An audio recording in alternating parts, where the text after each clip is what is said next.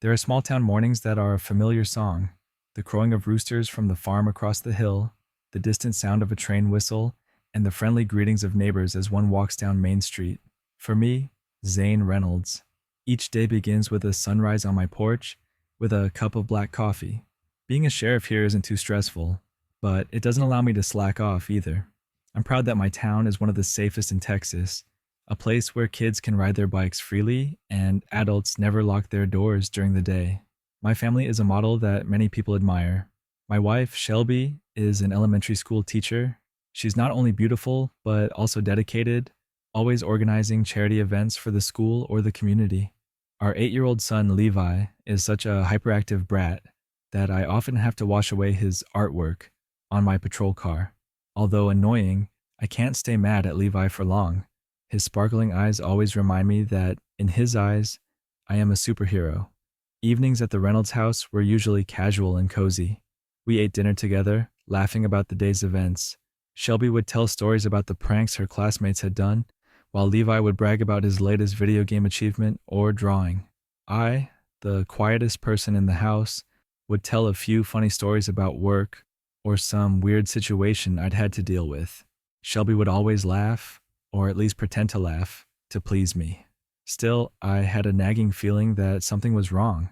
Shelby had been avoiding my questions about household expenses, strange bills had been popping up in the kitchen cabinets, and sometimes she seemed more restless than usual. But I told myself, maybe she's just stressed about school. Then one day, while we were cleaning the backyard, Victor Green, our next-door neighbor, stopped by. He was a wealthy man who carried himself with a smug air and had a habit of giving lavish gifts to the women in the neighborhood. I didn't like the way Victor looked at Shelby, the way he told bad jokes at parties that made me uncomfortable. But Shelby didn't seem to mind. "He's just generous," she'd say whenever I complained. The day started out like any other. I got a call about a suspicious situation in the woods to the north, where an abandoned cabin was. A hiker had seen a flickering light and heard strange noises coming from inside the cabin the night before. Maybe it's just a bunch of teenagers, I thought. Still, as sheriff, I had to check to be sure. The Texas sun was scorching hot that day, and my cruiser rocked as it made its way into the woods. Levi had painted a few more green stars on the hood the day before, and I hadn't had time to erase them. Every time I thought of Levi, I smiled, wondering what the kid was up to today. The cabin appeared before me, old and lonely in the middle of a sparse forest. I got out of the car, reflexively put my hand on the gun at my side, and cautiously approached. The cabin door was ajar. The wind blowing through the crack made an eerie creaking sound. It was strangely quiet inside. I cautiously pushed the door open, and the first thing I saw was a messy room with dust covering the wooden floor. But then I saw it. In the middle of the room, lying on the floor, was a pair of red high heels. My heart skipped a beat when I recognized them. They weren't just any shoes. They were the ones I'd personally ordered for Shelby for our 10th anniversary. I remember how excited she was when she opened the box. "Zane, I didn't think you could pick something this perfect," she'd said, hugging me and smiling. But now, here those shoes were, in the middle of a deserted cabin. In an instant, a flood of thoughts raced through my mind. Could Shelby be in danger? Had she been kidnapped? Or another thought came to mind, a thought that made my breath hitch, like someone was squeezing my chest. I bent down and touched the shoe. The dust was thick, but there was no sign that it had been there for a long time. It had been left there recently. I stood up, glancing around the room. No one, no sign of a fight or struggle. Just the shoe, like a puzzle piece that didn't belong there. No, it can't be. It must be a coincidence, I told myself, trying to push the terrible thought out of my mind. But my mind wouldn't let me. Shelby couldn't have come here on her own. If she had, why? I quietly took a picture of the shoe with my phone and walked out of the cabin. The bright sunlight did nothing to lessen the chill in my heart. All the way back to town, I couldn't stop thinking about what I had just seen. In my mind, the image of Shelby laughing at home intertwined with the image of the red shoe lying alone in the dusty room. When I got home, Levi was outside, busy with a box of markers. "Dad, look, I just drew a horse on your patrol car," he exclaimed, proud. But I couldn't focus on anything but Shelby. "Are you home yet?" I asked Levi, trying to keep my voice as normal as possible. Not yet, Dad. Mom said she has something to do at school today and will be home late, Levi replied, then continued drawing. I walked into the house, put the policeman's cap on the table, and sat down in the chair. The red shoes, Shelby's face, the abandoned cabin all flashed through my mind like a nightmare. I couldn't make any conclusions at the moment, but my suspicions grew. That evening, Shelby came home later than usual. She smiled as she walked in, but I noticed her eyes were avoiding mine. I tried to keep my cool, smiling back, as if nothing had happened. "How was your day?" I asked, watching her every expression. "Oh, same as usual. The kids are being really rowdy today," she replied, then hurried into the kitchen to prepare dinner. I didn't say anything more, but I had a feeling that things weren't as simple as they had been. I knew I had to do something. The shoe in the abandoned cabin wasn't just an object. It was a piece of a larger puzzle, one that I was about to explore, even if it meant turning everything upside down. The next morning I woke up earlier than usual. Shelby was still sleeping, her face peaceful, as if nothing in the world could bother her. But I knew that beneath that facade, there was a story I couldn't get to. The scene of the red shoe in the cabin kept replaying in my head. Like an old movie, I couldn't stop. Putting my coffee down on the table, I opened my phone and looked at the photo of the shoe I'd taken the day before. After a moment of thought, I decided not to ask Shelby right away. Asking her directly might put her on guard, and if I was wrong, it could hurt our relationship. Or at least, that was what I justified. At the police station, I tried to function as normal, but my heart was heavy.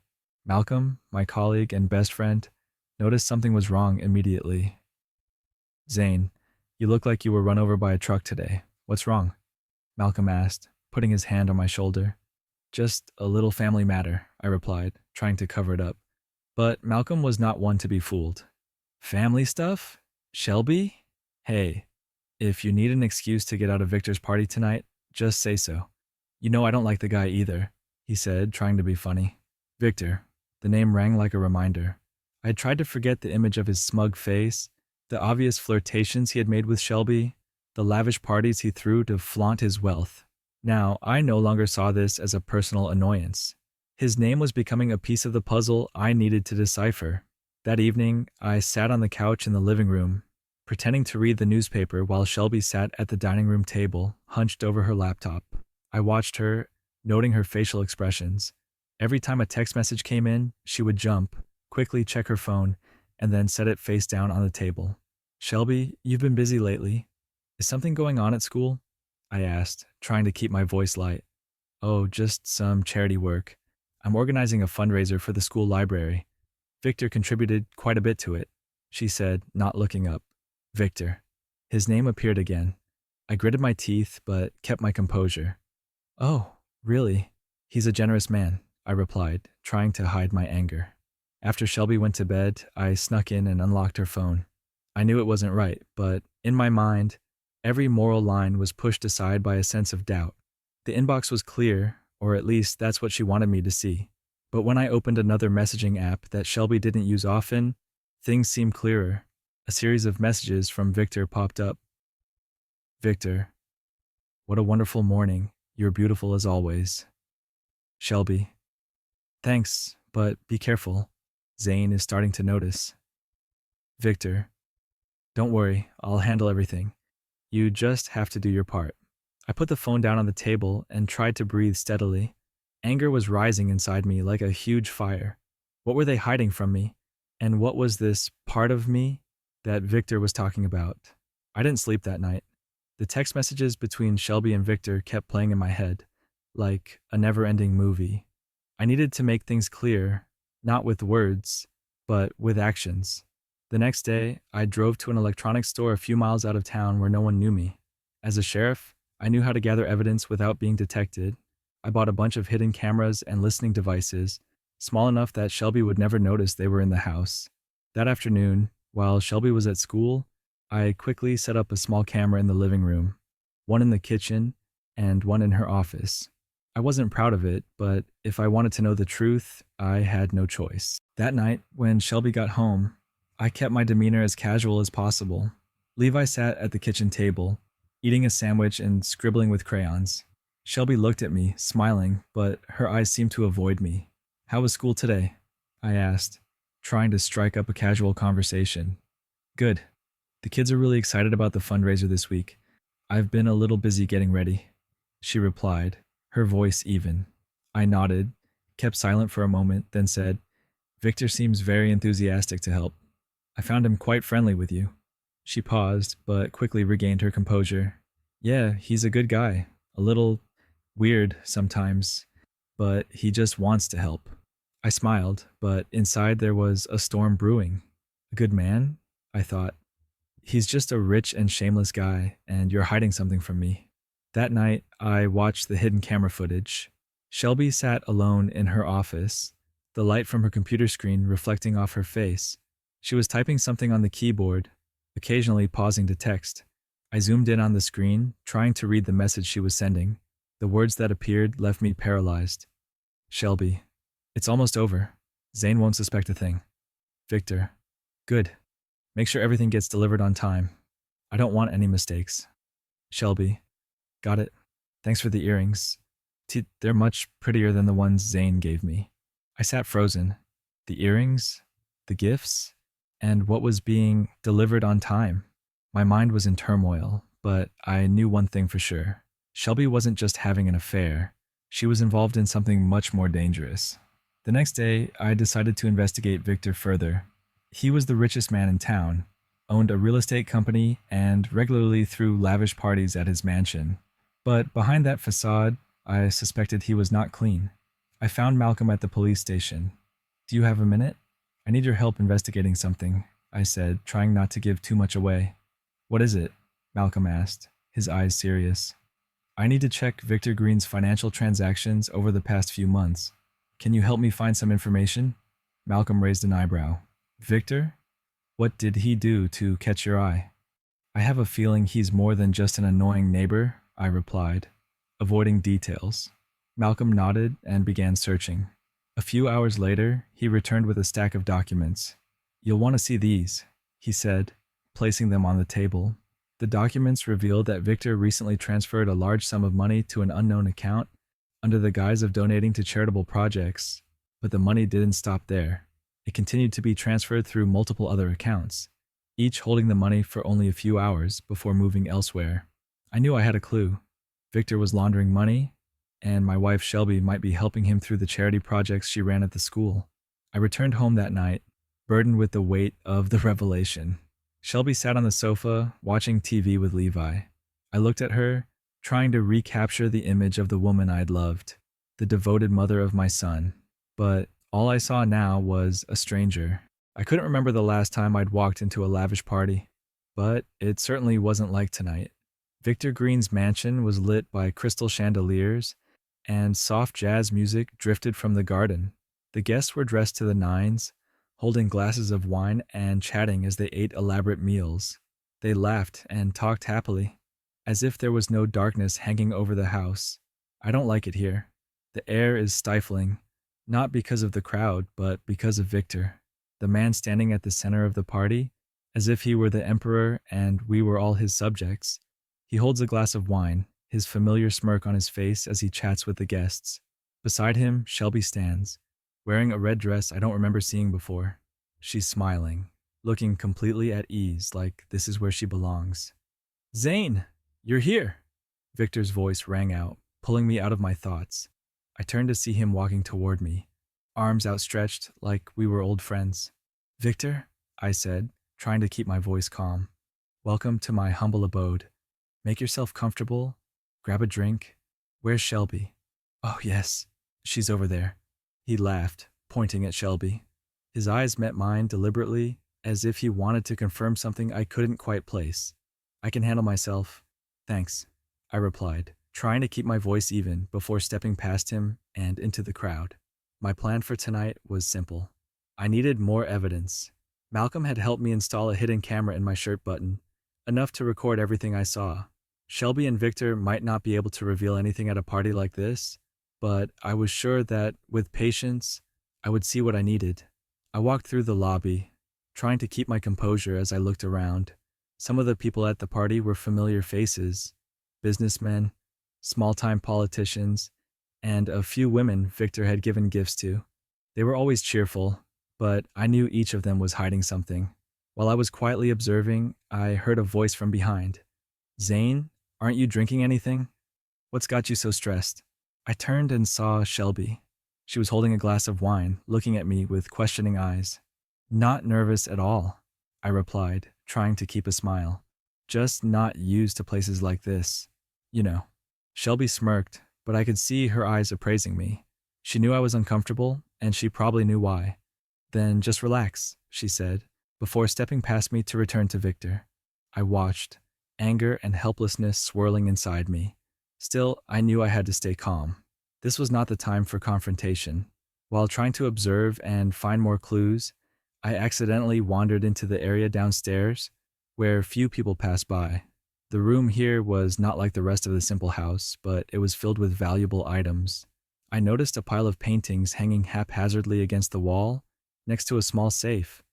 Zane, what are you doing here? Victor's voice came from behind me, startling me.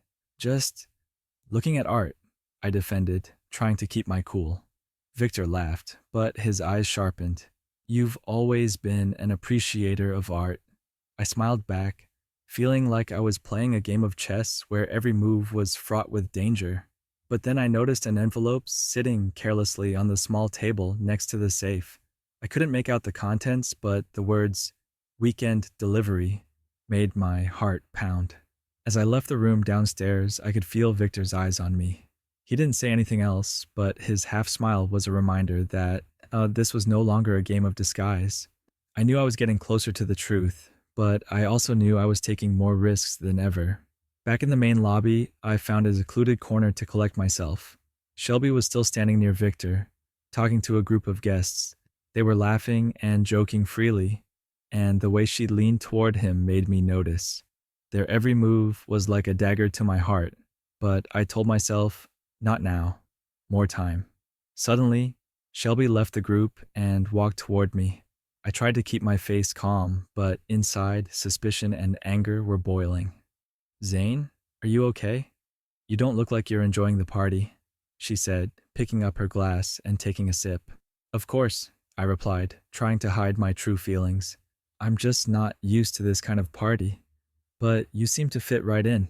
She raised an eyebrow, as if trying to gauge whether there was some hidden meaning to my words. It's just business, Zane. You know, fundraising and all that. We need people like Victor to step up. I smiled. Sure. Victor's a very generous person. She looked at me for a moment, but said nothing, then turned back to Victor. I clutched my glass of wine in my hand, feeling as if everything was about to fall apart. I wasn't the only one who noticed Shelby and Victor. Malcolm, whom I'd invited to the party as an ally, also began to sense something was amiss. He walked up to me and whispered, Zane, I know you said you don't want to make a big deal out of it, but they don't look like they're just normal partners. What are you going to do next? I took a deep breath, keeping my voice low. I need solid evidence. Let the cameras record everything. If I confront him now, everything will fall apart. Malcolm nodded, but his eyes were suspicious. Be careful, Zane. Victor is not easy to deal with. As the party was coming to an end, Victor stood up, raised his glass, and demanded everyone's attention.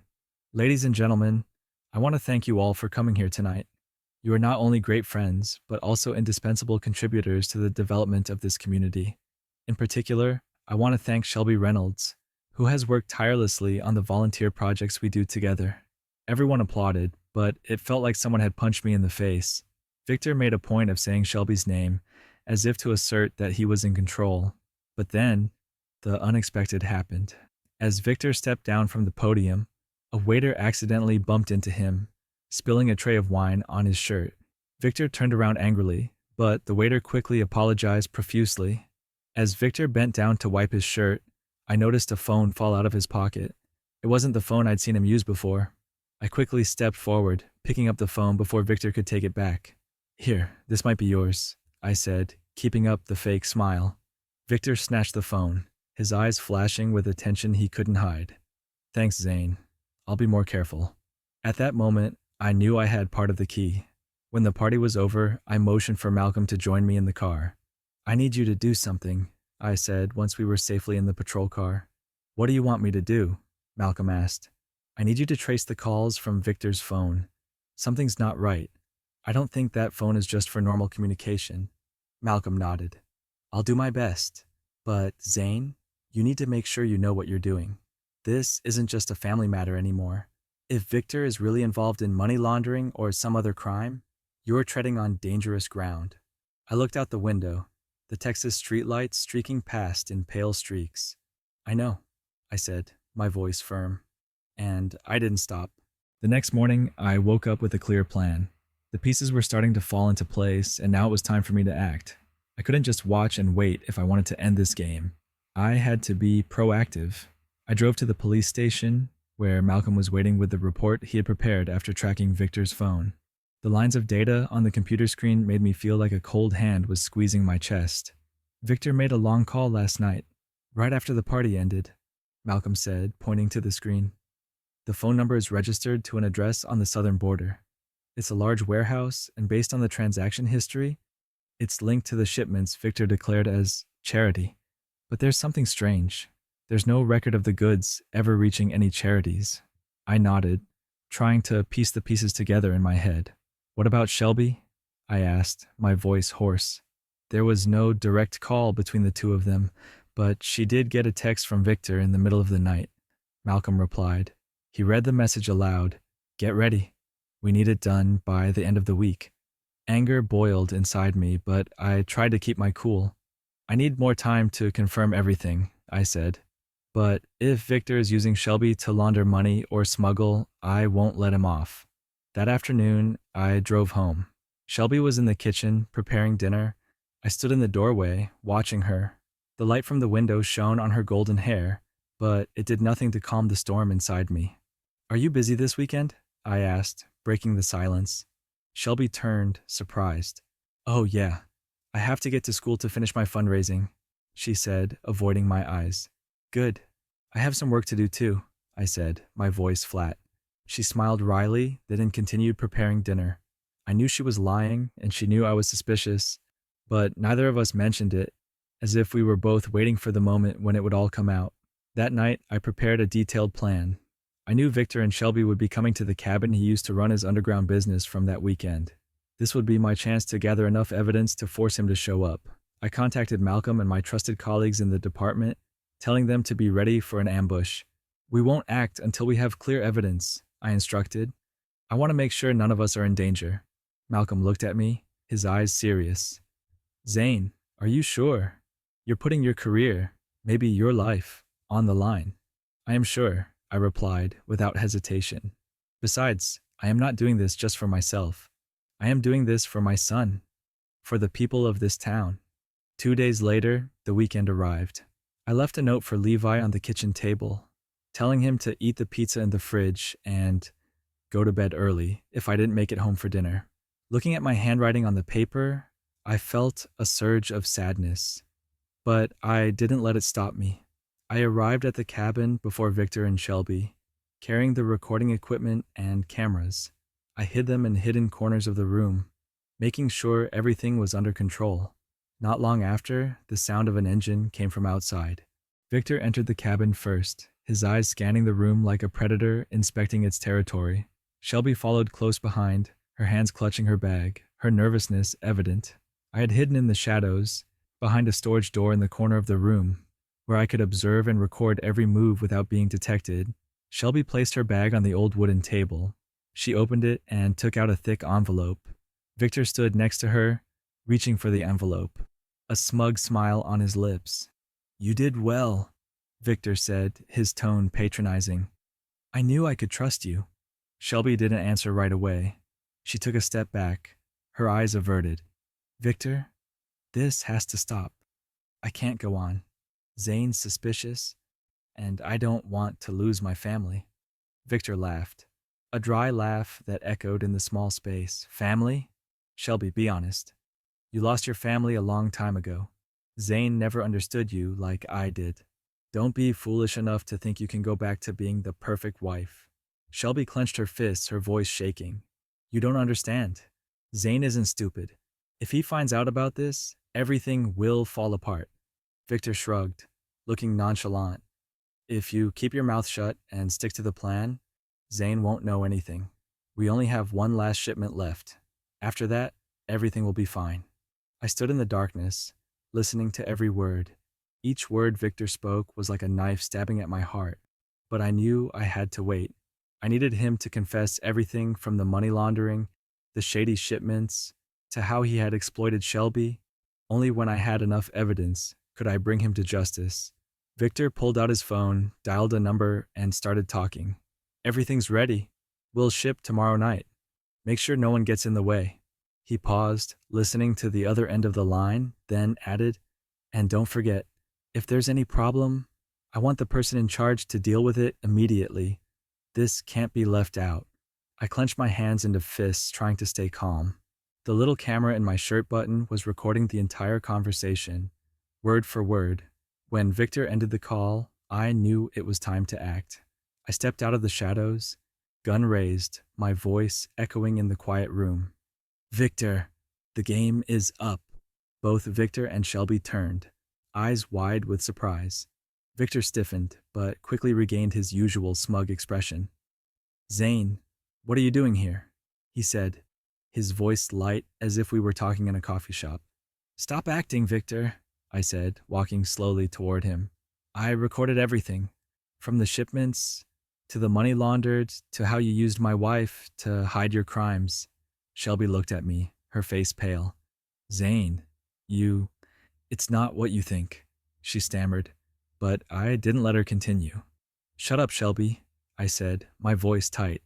You had your chance to explain, but you chose to continue lying.